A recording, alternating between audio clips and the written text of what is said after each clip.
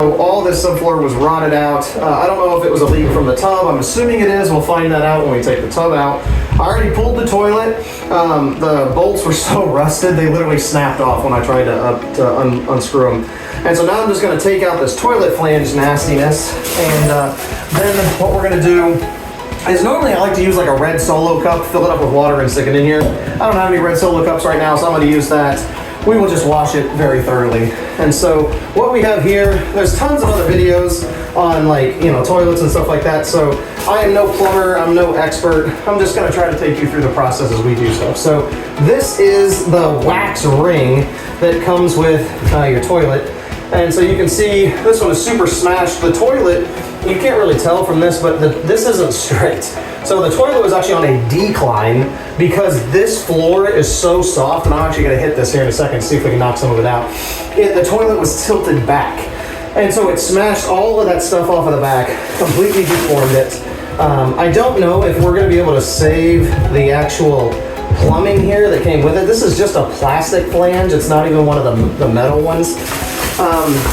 The mask might be a little bit of overkill, but I think the gloves are pretty useful. So I don't want to be touching this, considering I think we all know what we flush. So that's the wax ring piece there. I'm going to deal with these later. I just kind of wanted to start to see, just to show you how soft this stuff is. There you go. So water is not your friend when it gets out of the places where it's supposed to be. You can see this is starting to go right down into the basement below.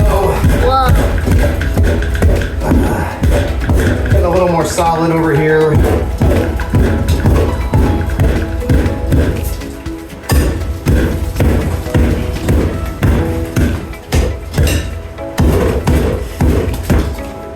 There you go. So obviously a pry bar is not normally the way that you want to take out your subfloor, but that's going to work for now. I'm not sure what that was, but again, thank God I'm wearing gloves.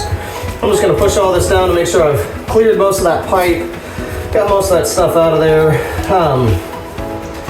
And then because there's no P-trap on the toilet, the toilet's P-trap is built into it. So the second you pull a toilet, there's going to be sewer gases coming up out of there.